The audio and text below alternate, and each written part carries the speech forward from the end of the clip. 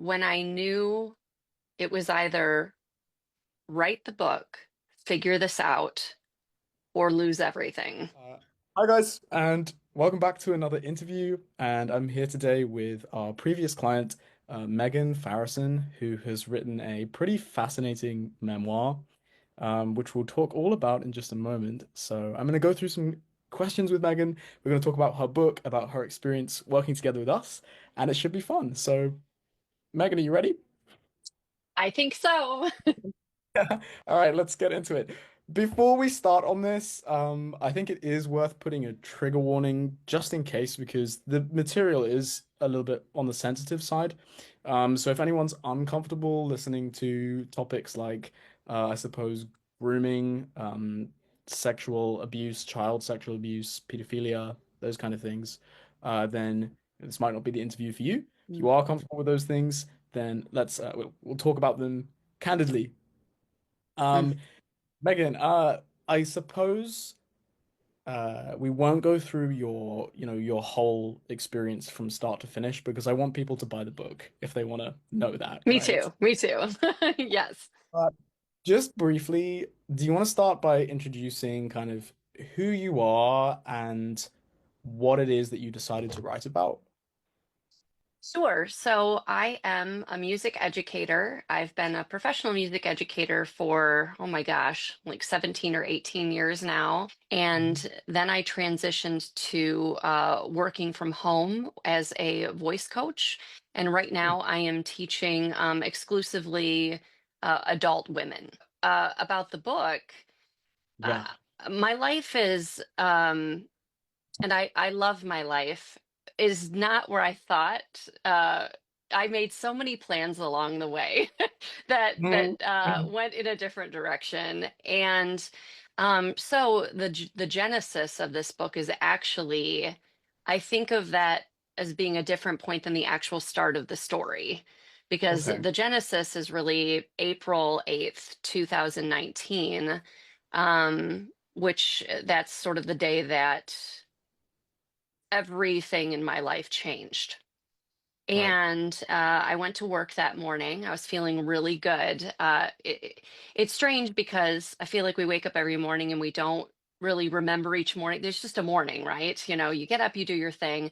But I very specifically remember this morning because when I woke up, I felt this overwhelming sense of peace and calm in a way that felt vaguely familiar, but I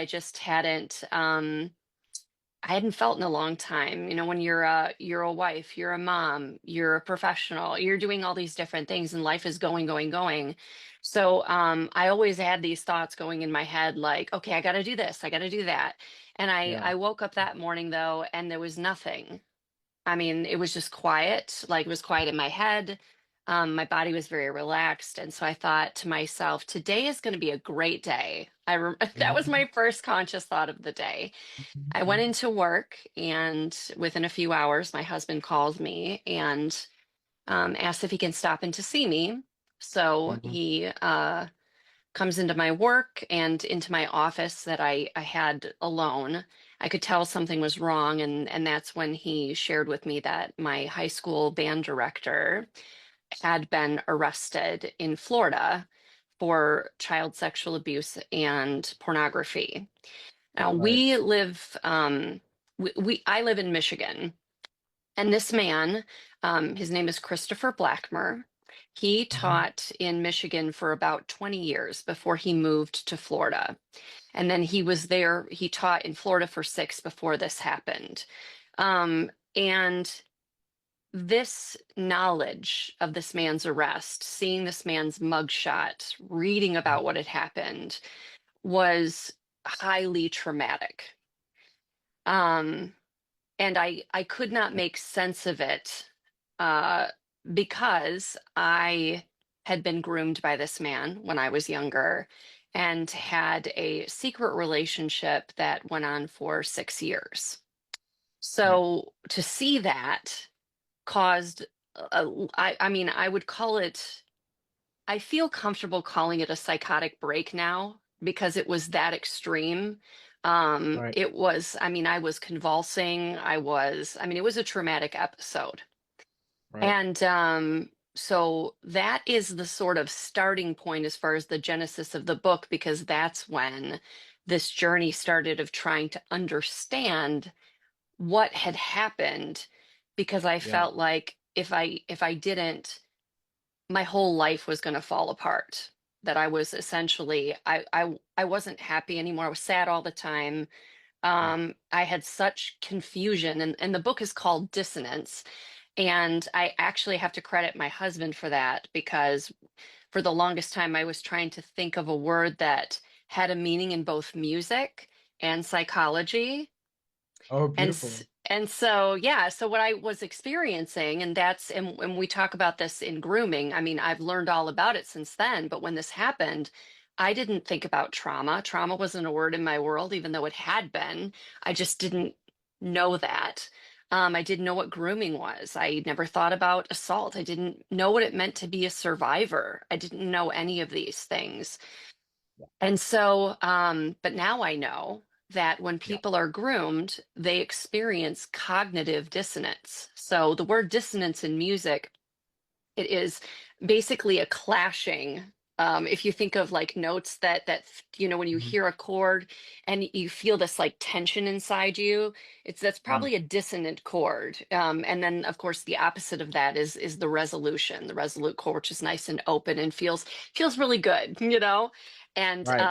so yeah, so you have psychological dissonance and you have actual musical dissonance, which is, I'm also trying to think of the other definition I found, which was like two elements that clash or basically don't belong together, something Yeah. to that degree. Yeah. And I thought, wow, that's perfect. And so one day my husband said, I know what your book's going to be called. It's going to be Dissonance. And I was like, you're a genius. I just made that connection because I was also thinking psychological dissonance, but I didn't realize that there was a music connection, which makes so much sense now. But it's Yeah, perfect as a title. yeah. Thank So you.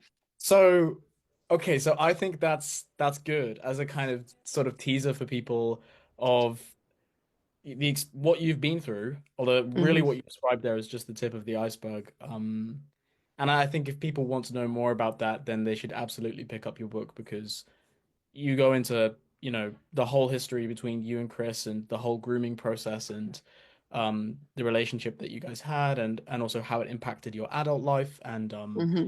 it's all pretty fascinating. I thought it was fascinating. Well, what I wanted to ask you was so it's interesting with memoirists, right? Because I think they say that like writing is free therapy, right? And with a lot of the memoir writers that we help, there's definitely an element of catharsis where as you're putting your experiences on the page and you're structuring them into a story, it kind of helps you make sense. When you're writing about something, you're also Hmm. making sense of it at the same time, right? Um, what was the point at which you decided I'm gonna write about this? What happened to me? So I don't want to give too much away, Hmm. but I will say I started writing the book when I knew it was either write the book, figure this out, or lose everything. Right. I Okay. was at So, a point, yes, where I knew that I was in danger of things happening in my life if I did not take drastic action to figure out what is the truth, to find that resolution, not only in my mind but in my body, which are two different things going Mhm. on. Logically, someone could tell me, this is true, this happened to you. And I Yeah. could understand to a degree, but my body could not agree at all with it. And is that So, what yeah. is that what you meant by dissonance?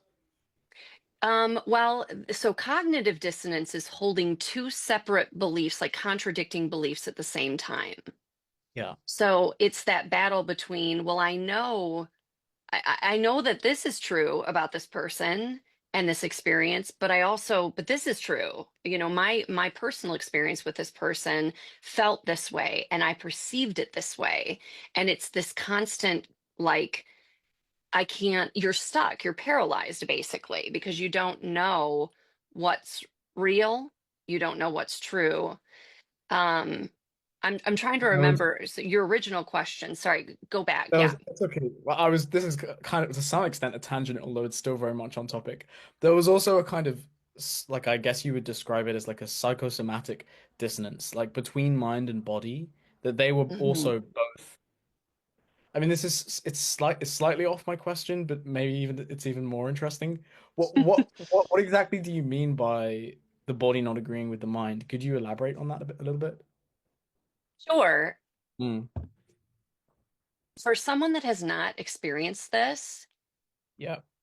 it is hard to understandably difficult to understand because before this had happened to me, it would have been hard for me to understand. One of the gifts of this experience is the empathy I have and the understanding I have for someone who goes through this. Right. Um, so let's say you have a really good friend. So Max, you have a friend growing up, and who is your friend? Like pick a friend growing up. All right. I have someone in mind. Okay, all right. So you've got Yeah. your friend, and from the very beginning, you feel you trust this person, right? You've had all these experiences that you see as being positive, Mhm. and you go through things with this friend, things that have intense emotion, and so you've been through a lot together. And Mhm. then one day you find out that your friend is a bank robber or something really out there, like something that you cannot make sense of. And Right. so Max, you like Max is going back through and thinking, wait a second, but my friend, you're feeling all of those. What happens is you experience grief to a large Yeah. degree. So Right. trauma and grief are so closely linked. And so we know that when people pass away, or people were thinking about like death, because honestly, when I learned about Chris's arrest, it was like he had died and I began the grieving process. So I think we're all familiar with the fact that when someone dies, a lot of the time people will then get up and say every good thing about them and they'll remember all the good things and it becomes this um they see it through this lens of this lens of grief. Mhm. And so you learning about your friend, you would be sort of grieving Mm. that perception of your friend that you had had your whole life and thinking, how could my friend do, insert blank, whatever in your mind would be horrifying, right? Yeah. And Yeah. you cannot what's the word, but you can't resolve that, you can't reconcile those two ideas. So even though you're like, my friend is this, you hear this, my friend is a bank robber, my friend, did this horrible thing to somebody, um your body still remembers all of the good times you Right. had with that person. Does that make sense? Is that an okay Does explanation? it does make sense. It does. That's very interesting. I will move on to the next question in the interest of time. But I think if anyone wants to know, because you do write about that in the book too.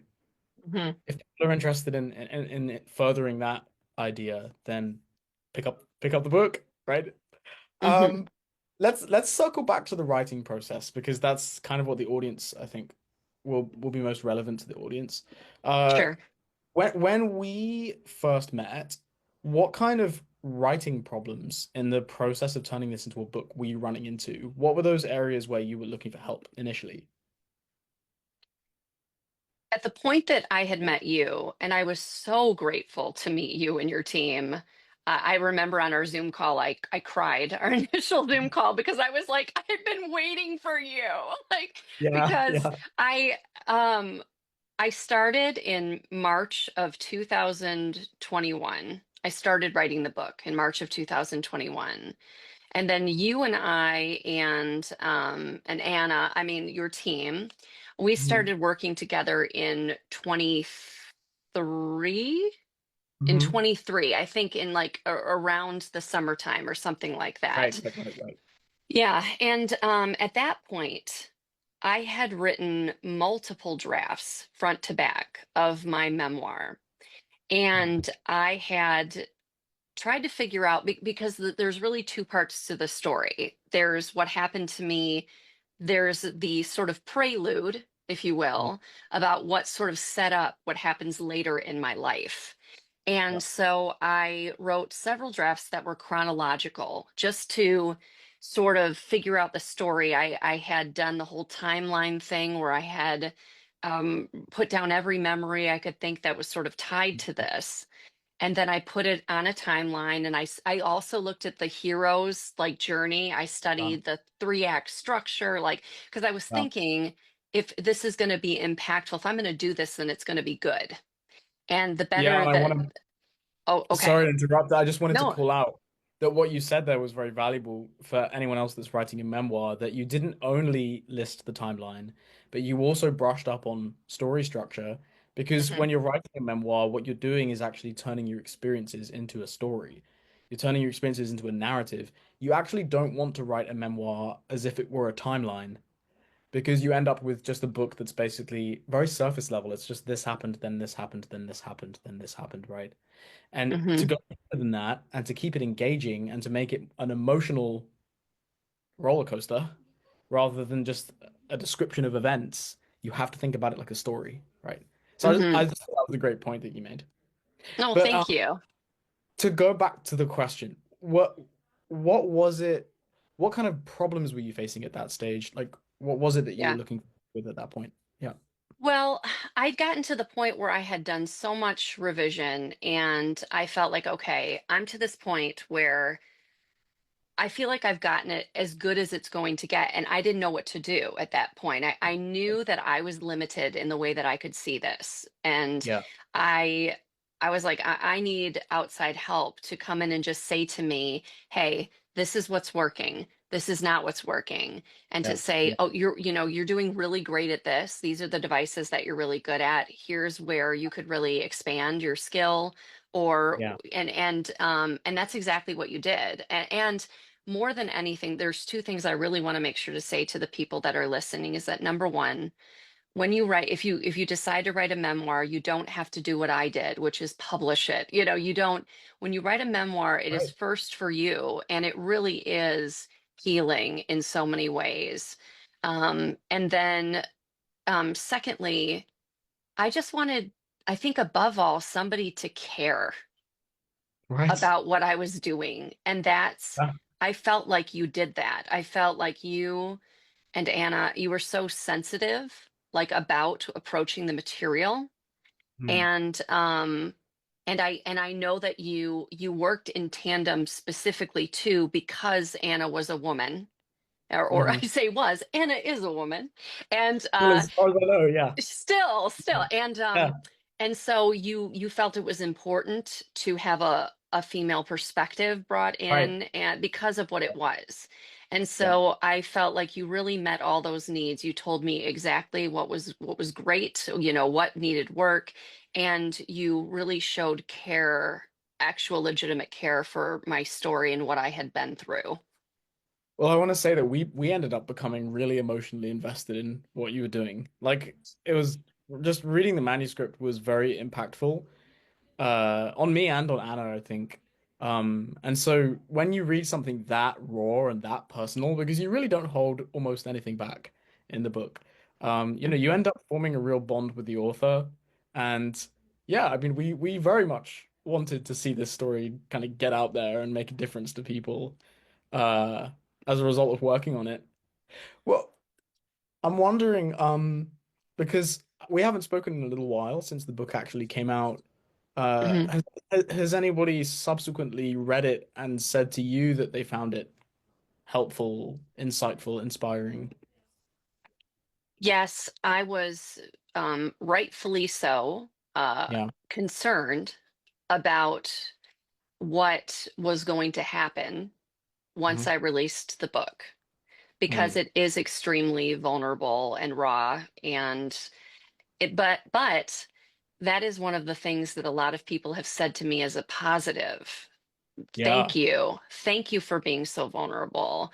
Thank you for opening up your experiences and pain so that others don't have to experience it. And yeah, so many people have reached out to me, many to share, many just say just thank you for writing it, and that is so wonderful, and I'm so grateful. And then also those that have reached out to say this is how your book impacted me. Here's my story.